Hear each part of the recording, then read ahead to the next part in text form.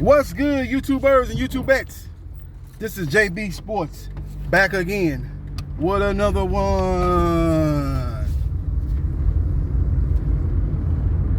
Great matchup that went down last night in the Western Conference Finals. An epic ending. A game that featured two teams that battled. I salute the Los Angeles Clippers and I salute the Phoenix Suns for giving us an entertaining game two. Fresh off an entertaining game one. Man, it's been some good playoffs, man. You know, I know these playoffs been about the stars not playing, the stars being injured. You know, LeBron James not there, Steph Curry's not there. You know, Kevin Durant got eliminated, but overall, man, it's been some very exciting playoffs, man, because it's unpredictable. It's basically, you know, it's a playoffs that has a lot of parity. You don't have a one dominant team. You know, a lot of these years, especially in the last, 5 years, we all knew who was going to be in the final. It was going to be the Golden State Warriors versus the Cleveland Cavaliers. You knew that going into the season.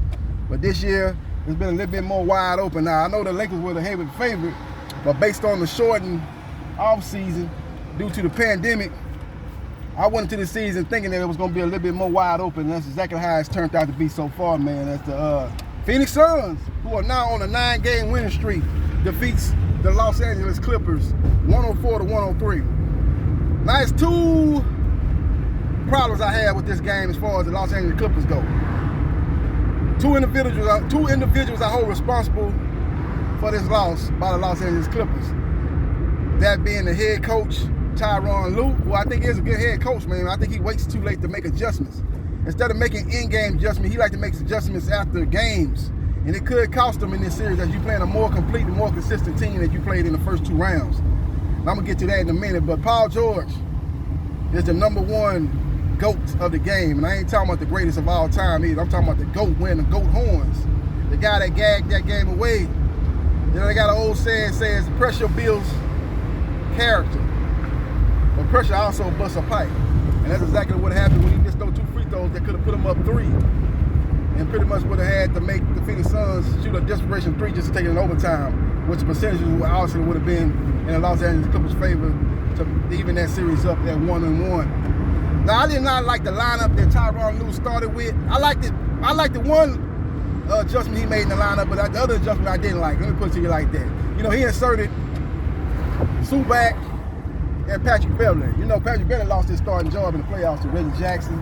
Reggie Jackson, a.k.a. Mr. June. They're playing unbelievable basketball in these playoffs, so he had lost his starting job. And in that Dallas series, man, he was unplayable. You know, Tyronn Lue basically put him at the end of the bench, and he basically was a glorified cheerleader. All he needed was the mini skirt and the pom-poms. That's all he needed, because he basically was a cheerleader. But give Patrick Beverley credit for not getting his doubles down, not going into the tank, still believing in himself, still staying ready. And he was able to get back in this series where the matchups are much better than the Dallas Mavericks series and even the Utah Jazz series, where he was able to come alive in that series, especially after Kawhi Leonard got hurt.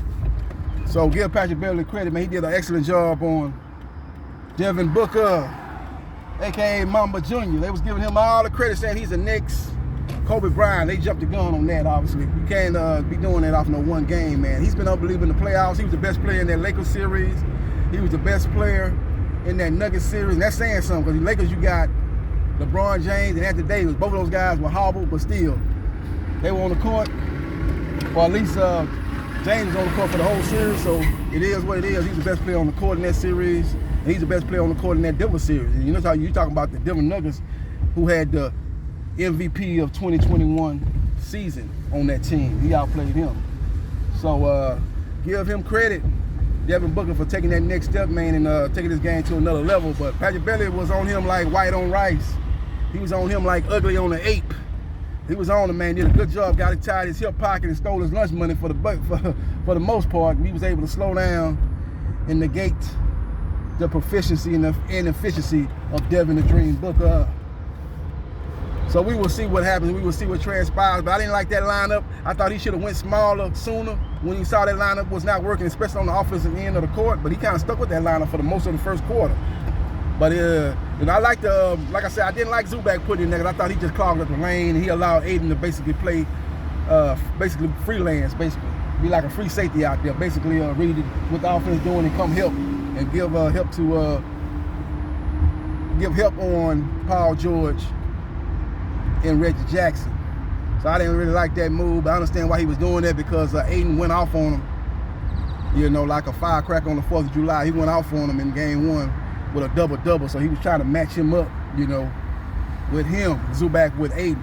I think he felt that Aiden got off a little bit too much and kind of dominated him in the paint, so he's trying to get a better matchup as far as that goes, instead of having Morris Sr. at the 5. I understand that, but I would have stayed with that, and I would, because I think offensively, you really got hurt having Zubac out there. But I did like the move of inserting Patrick Beverly into the lineup. He did a good job. Now, the problem I had with Tyronn Lue also was he didn't make any in-game adjustments on Cameron Payne. He left Reggie Jackson on him. Made no sense. Why would you leave Reggie Jackson out there, hang him out to dry like that, man? He got abused and misused by Cameron Payne. Cameron Payne looked like the second coming of Isaiah Thomas out there on him, man. Beating him with the left hand. He didn't make him go. He was basically driving down the left side of the paint and laying up with the left hand time and time again. And Reggie Jackson could not keep him from breaking him down off the dribble, man. He was just breaking him down, getting to the basket at will.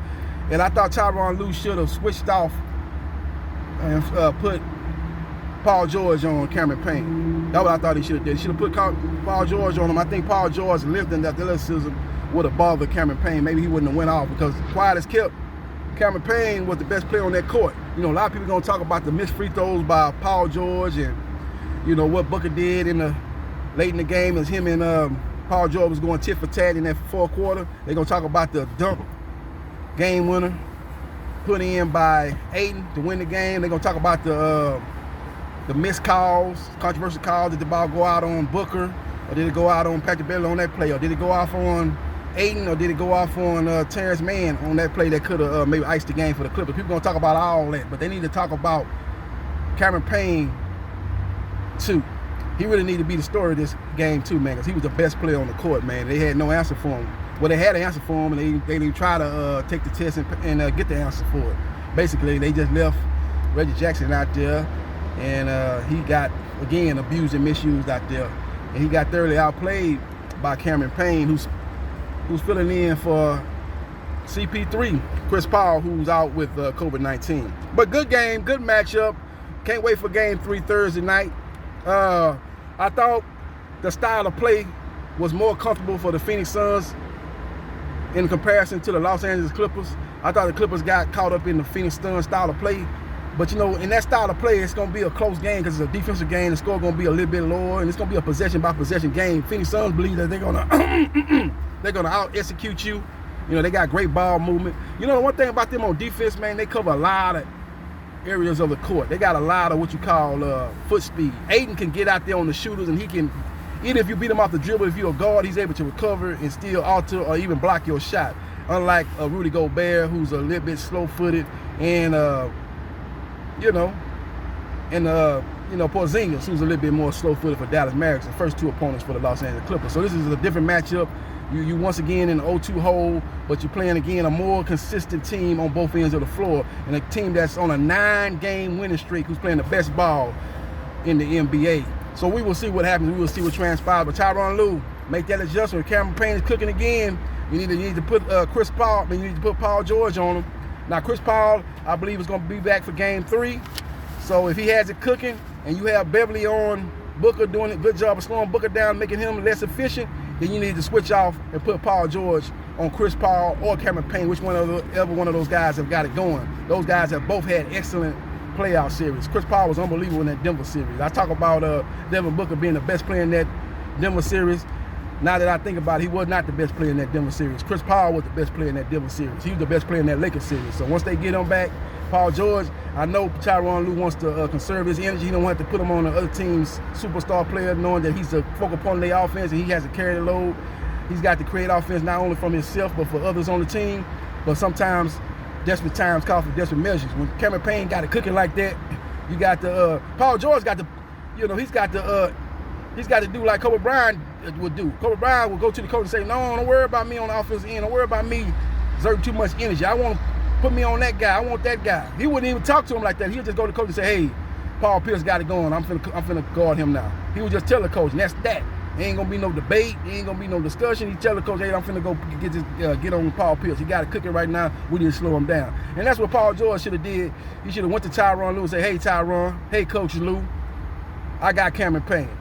I'm gonna slow him down in this fourth quarter, and I'm gonna produce on the offensive end too. And we're gonna win this game, go back to Los Angeles, California, 1-1 instead of 0-2 in the hole once again in the third consecutive series. So we will see what happens. We will see what transpires. But great matchup, great game by Cameron Payne, great clutch play by Devin Booker. A lot of people are going to talk about that tip-in dunk by Ayton to win the game. But if you look at that play thoroughly, Devin Booker set an excellent pick. I ain't gonna say he set a pick. He got in the way of two defenders and kind of slowed down two defenders, and Ayton was able to get to the rim and finish. So he did a good job of playing his part in that game-winning play. So we will see what happens, and we will see what transpires. But let me know your thoughts about Cameron Payne doing his thing. Let me know your thoughts about Paul George choking, gagging, coming up shorter than a midget on his knees with those two free throws and costing Los Angeles Clippers game 2. Let me know your thoughts about Tyronn Lue, lack of adjustments. Didn't take Reggie Jackson off of Cameron Payne when he had it going, and putting one of his elite defenders at Paul George on Cameron Payne. Or he could have just put Paul George, well, no, I was going to say, well, he could have easily put Beverly on Cameron Payne and put Paul George on Booker. But now you don't do that because Beverly had Devin Booker playing a subpar game, so you leave him alone. You let him keep playing Devin Booker. And like I said, you put Paul George on Cameron Payne. But he did not make that adjustment. We'll see the adjustments he make in game 3. And we'll see what the adjustments that Monty Williams makes in game 3. Because right now he's doing a much better job of coaching, making in-game adjustments, and getting his team prepared to play these first 2 games than Los Angeles Clippers head coach Tyronn Lue. Let me know your thoughts, and hit the like button if you like the content of this video. And subscribe to JB Sports, the man, the myth, the legend. And I holla.